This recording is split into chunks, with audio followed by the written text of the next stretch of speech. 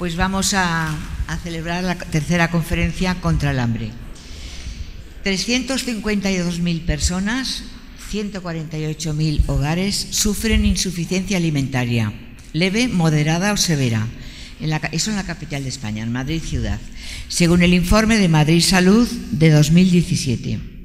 Datos más que suficientes para felicitarnos de que hoy se inaugure en el Ayuntamiento de Getafe, con el apoyo de esta corporación, la tercera conferencia contra el hambre, convocada por la plataforma de la Carta contra el Hambre. Además de la colaboración del Ayuntamiento de esta ciudad, representantes de ayuntamientos, de otros ayuntamientos de la Comunidad de Madrid, así como la FAO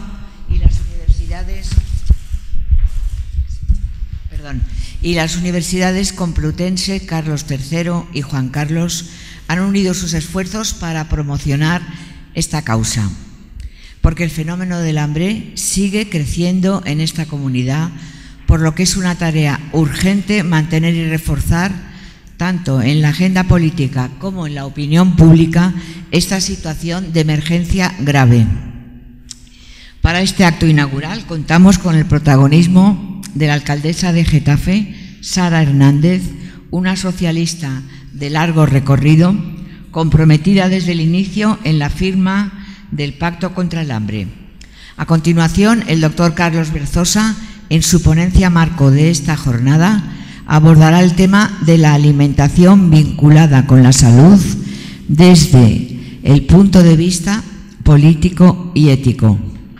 Después, a continuación de la conferencia marco, se tratará en una mesa redonda la pobreza y alimentación en Madrid, que tenía que haberla presentado Concepción Castrillo, pero tenía un problema importante su madre y no ha podido venir, por tanto lo hará en su lugar el reconocido sociólogo Carlos Pereda.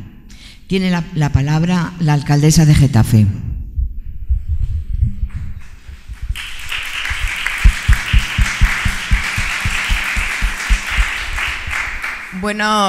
Buenos días a todos y a todas. Muchísimas gracias por tu presentación. Muchísimas gracias a todas por estar hoy aquí.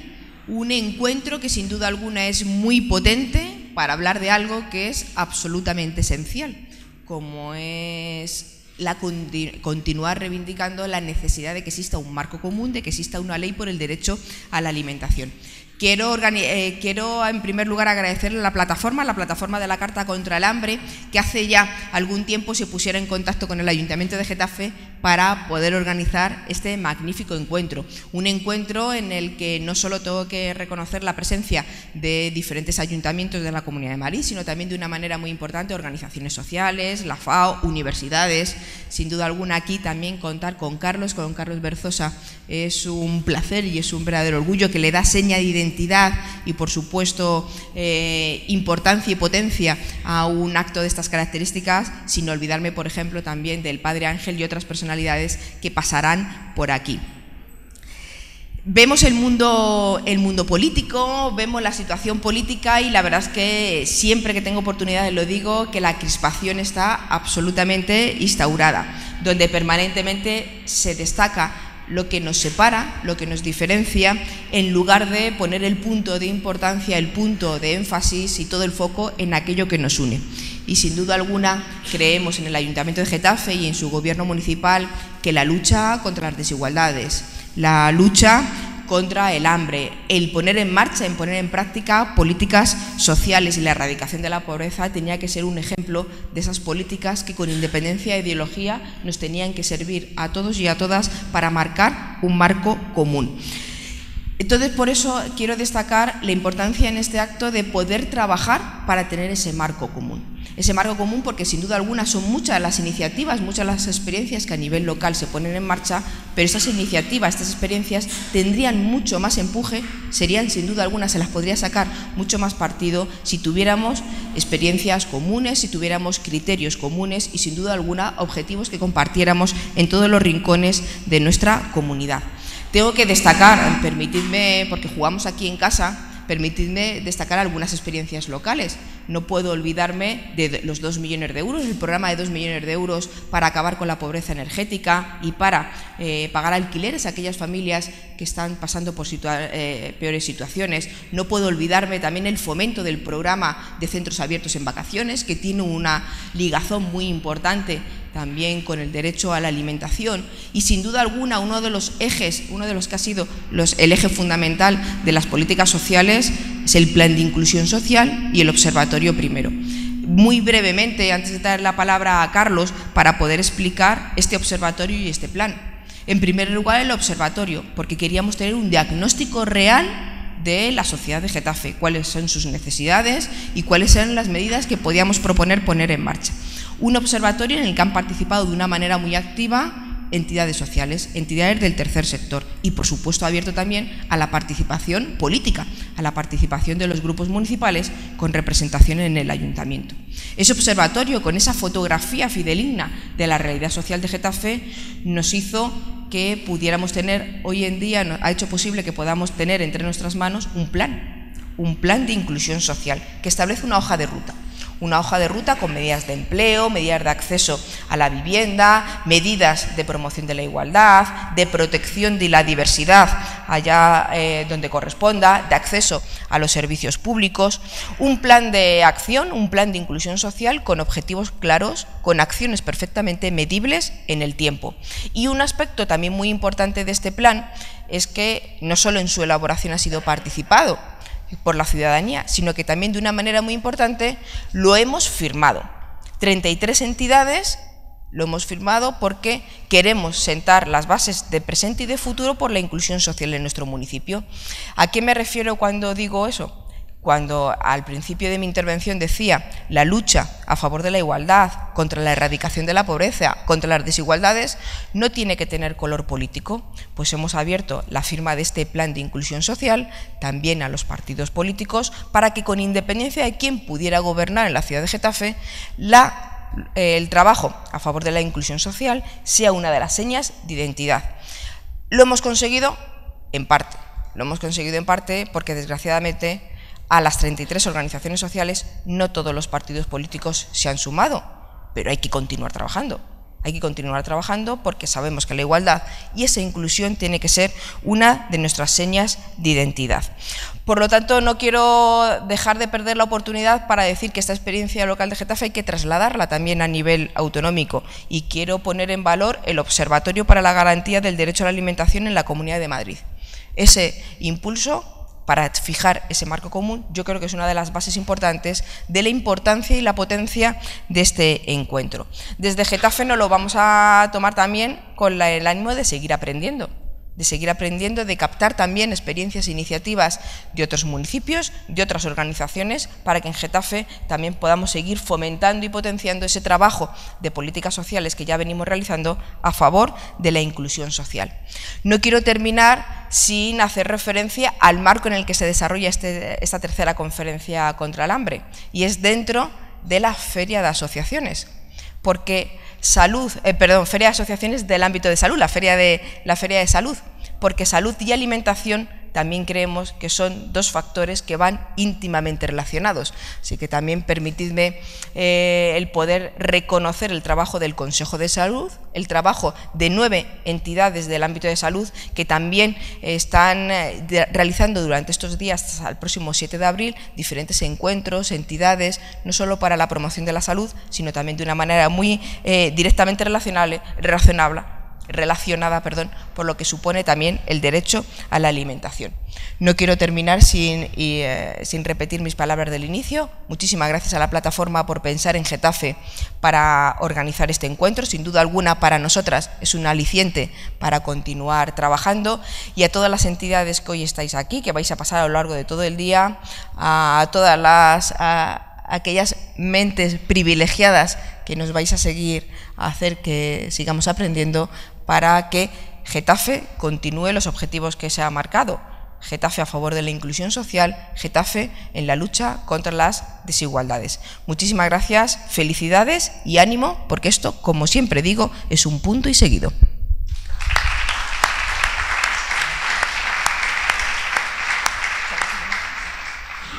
Y para mí es un honor poder participar en esta conferencia marco, y ahora diré las razones también de por qué es ese honor y por qué estoy tan satisfecho de estar aquí.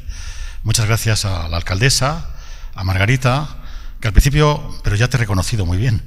Es que, bueno, como uno ve tanta gente a lo largo de su vida, ha sido decano, ha sido rector, profesor, sigo siendo profesor, aunque ya jubilado, emérito, pues ves tanta gente que es difícil situarles. Porque últimamente no te veo en las tertulias de la televisión. No sé si es que ya no sales o yo no las veo, ¿no? Porque he decidido que para mi solvencia intelectual no puedo ver esas tertulias. Yo cada vez que enciendo la televisión veo a Maruenda, a Inda y a María Claver, y es que claro, lo paso fatal. Así que he dicho, ya no las veo. Entonces no sé si tú sigues participando, ¿no? Sí. Sí, porque esto es un sistema de deseducación. Cuando nos hablan en España los profesores, no sé qué, bueno, las tertulias son de deseducación. No lo digo por ti, que hay excepciones, ¿no? Maraña y otros son excepciones, pero es que estos tres, vaya trío, ¿verdad? Vaya trío. De la España profunda, diría yo. Bueno, tengo que decir que yo soy economista. Y hay una cosa que me llama la atención, y a ustedes también les llama la atención, es que los economistas no se ocupan de estos temas, del hambre y de la pobreza, en general. Si cogemos los libros de texto de las facultades y revisamos, no hay textos que ni un capítulo siquiera se dedica a hablar de la pobreza o del hambre, ¿no? Si ustedes oyen a los economistas, ¿no?, en televisión, en los debates ahora que está viendo sobre el tema del programa electoral, pues uno se encuentra con que no viene esto a cuento. Ustedes han oído hablar del hambre en los programas electorales. Se oye hablar pues del crecimiento del PIB, si un punto más, un punto menos, si la creación de empleo, unos dicen que han creado empleo, otros que el empleo es precario el que se está creando, que hay una mayor desigualdad, pero todas las obsesiones fundamentales de los economistas suelen ser el déficit público, que el mercado laboral se liberalice más de lo que ya está, que los salarios no pueden crecer, que hay que realmente pues que están en peligro las pensiones, que nos tenemos que hacer pensiones privadas si queremos cobrar la pensión, ¿verdad? Etcétera, etcétera. O sea que realmente el lenguaje económico no está presente, normalmente, estas cuestiones que acabo de decir, como la pobreza y el hambre. Es más, un compañero que se presentó en las oposiciones en Castilla-La Mancha, pues por decir un tema sobre el hambre, un catedrático se lo reprochó, que eso no era científico. ¿Por qué lo ponía? No es científico. Bueno, sin embargo, yo por eso digo que tengo mucho interés en el hambre y además en Getafe, ¿no? Porque yo he venido a Getafe en muchas ocasiones cuando la clandestinidad a dar aquí charlas a trabajadores, ¿no? Que siempre recuerdo que uno aprendía de los trabajadores más que yo creo que ellos aprenden de mí, ¿verdad? Yo daba economía para eso sí, me decían que me entendían, que era el único economista que la entendían, ¿no? Lo cual no sé por qué no escribí un manual o un libro sobre economía para trabajadores y trabajadoras, claro. Y bueno, he venido muchas veces a la Carlos III, que me invitan, y ahora pues yo presido la Comisión Española de Ayuda al Refugiado y tenemos aquí un centro, ¿no? Un centro de refugiados en Getafe, al cual pues vengo de vez en cuando, ¿no? Así que para mí es una satisfacción venir a Getafe una vez más, por estas razones que acabo de mencionar, y para hablar del hambre, aunque sea un tema que lógicamente es muy negativo, ¿no? Pero cuando yo empecé a estudiar económicas, en la década de los 60, pues en primer curso había en febrero unas charlas sobre el hambre, ¿verdad? El hambre en el mundo lo daba José Luis San Pedro, el hambre en España Juan Velarde, y el hambre en la India que lo daba el embajador de España en la India, ¿verdad? Y yo pues fui allí, yo empezaba a tener inquietudes culturales y fui a aquellas charlas, ¿no? Y la primera la dio José Luis San Pedro. José Luis San Pedro, que también ha estado en Getafe y le han hecho sus homenajes aquí, ¿verdad? Pues dio una conferencia que a mí me dejó seducido. Una oratoria magnífica, una erudición, una gran capacidad, ¿no?, de atraer al público, de poner ejemplos, y eso me atrajo, ¿no? Me quedé ya seducido por San Pedro, ¿no? Y luego pues he sido discípulo suyo y amigo, ¿no? Al final he actualizado 2 libros suyos y he tenido la satisfacción de tener esa relación de amistad con él, ¿no? Porque me costaba, porque yo tenía tal admiración, tal respeto hacia su persona que ser amigo me resultaba como complicado, ¿verdad? Y en aquella conferencia hay 2 cosas que se me quedan grabadas, ¿no? Una, esa capacidad que tiene San Pedro de oratoria, ¿no?, y de abordar un tema como el hambre en el mundo. Y otro, que él empezaba de la siguiente manera. En la Facultad de Económicas, Políticas Económicas, ¿no?, era Políticas Económicas y Comerciales, con 2 carreras distintas. Estábamos en la calle San Bernardo, ¿verdad?, en el viejo caserón de San Bernardo. Pero se hizo un edificio en la ciudad universitaria para la facultad. Ese edificio se hizo más rápido de lo previsto, como consecuencia de los conflictos estudiantiles que empezó a haber en el centro de Madrid, ¿no? La facultad ya se empezaba a caracterizar por ser muy conflictiva. Y hicieron el edificio muy pronto y nos fuimos a la ciudad universitaria. Ese edificio es el que ahora es Geografía e Historia y fue bautizado como Galerías Castañeda, porque era igual que Galerías Preciados, que estaba entonces donde está la FNAC ahora en Callao, y esa torreta, ¿verdad? Y también el Castañeda era el decano, ¿verdad? Castañeda era el decano, un profesor muy hueso, muy duro en teoría económica, era el decano. De manera que le bautizamos con ese nombre, Galerías Castañeda, a ese edificio en el cual estuvimos 4 años, porque como seguimos siendo malos, conflictivos y tal, pues nos mandaron a Somosaguas Económicas y a Políticas al otro lado de la carretera de La Coruña, ¿verdad? Aunque luego ya Políticas vino a hacernos compañía a Somosaguas, pero mucho después, ya en los años 80, ¿no? Mientras tanto nos separaron físicamente y luego nos separaron como facultad, pero fuimos una facultad mucho tiempo. Y era conflictivo no solo por los de Políticas, porque mucha gente dice, claro, teniendo los de Políticas allí, no, también los de Económicas, además éramos más, o sea que en Económicas todos había mucha conciencia política y social, ¿no? Era otra cosa de lo que es ahora, que tiene una mentalidad los estudiantes más pragmática, ¿no? Bien, pues en esas conferencias una cosa que me da la atención es que en los pasos del Ecuador los estudiantes, algunos estudiantes, hacían parodias de profesores, en plan gracioso, ¿no? Y San Pedro empezaba la conferencia hablando de la parodia que le habían hecho a él, en el paso del Ecuador. Y San Pedro decía, por fin ya tengo un despacho para poder estudiar aquí, porque antes no tenían despacho en San Bernardo, y estaba en el piso noveno. Entonces decían, San Pedro subiéndose a su despacho, el piso noveno, miró por la ventana y él hablaba en las clases de la montaña del hambre, ¿no? Miró por la ventana y dijo, ahí la montaña del hambre. Y se refería a la colina del Club de Golf de Puerta de Hierro, ¿verdad? Entonces San Pedro, con este inicio de conferencia, acababa diciendo, pero es que la colina de golf de Puerta de Hierro, que entonces el golf era para ricos, en los años 60, ¿no? Y el club de golf de Puerta de Hierro era elitista. Luego realmente se democratizó con Tierno Galván, porque era un club de Madrid, pero estaba muy cerrado, ¿no? Entonces, claro, el golf estaba ligado a los ricos, y dijo, pero es que esos que juegan al golf en el club de campo sí tienen mucho que ver con el hambre, ¿no? Con lo cual entendí que la economía era interdependencia y que la riqueza explicaba la pobreza y la pobreza la explicaba la riqueza, ¿no? Y eso ya me hizo pensar, ¿no? Y reflexionar. Y entonces me empecé a hacerme yo un economista, pues en esa vía humanista, social, influido por él, influido también por muchos factores, ¿no? El conflicto estudiantil, las lecturas que hacíamos, ¿no? Leíamos el marxismo, leíamos a Marx, en fin, todo aquello que supuso una facultad de la cual yo tengo un gran recuerdo, porque yo siempre digo que yo tengo 3 fuentes de conocimiento. Uno, ciertas clases, porque había profesores que había que echarles de comer aparte. Otra, la Universidad de los Pasillos, que era esa de las asambleas, de las discusiones de los pasillos. Y una tercera, pues lógicamente, pues era las lecturas y las discusiones que teníamos en el bar, ¿no? Ayer se presentaba un libro sobre Enrique Ruano, Dolores González Ruiz y Javier Sauquillo. Enrique Ruano fue un estudiante asesinado, ¿no? Que fue impactante para nosotros en aquel momento. Y un chico joven, muy joven, ha escrito este libro, ¿no? Y realmente allí, pues encontrándonos con la gente, pues recordábamos las lecturas que hacíamos, ¿no? Que si Althusser, que si Godelier, que si Marcuse, que tal. Era una universidad muy viva en ese sentido, ¿no? Y eso fue un gran aprendizaje. No se aprende solo en las aulas, se aprende mucho también en esa Universidad de los Pasillos y de las lecturas. Pues bien, los economistas, a pesar de todo, no se dedican a estos temas, aunque hay excepciones. Y San Pedro lo era. Y luego cuando ya estudié con él, pues siempre tengo aquí el manual que escribió y donde dice cosas muy interesantes, ¿verdad? Fundamentales.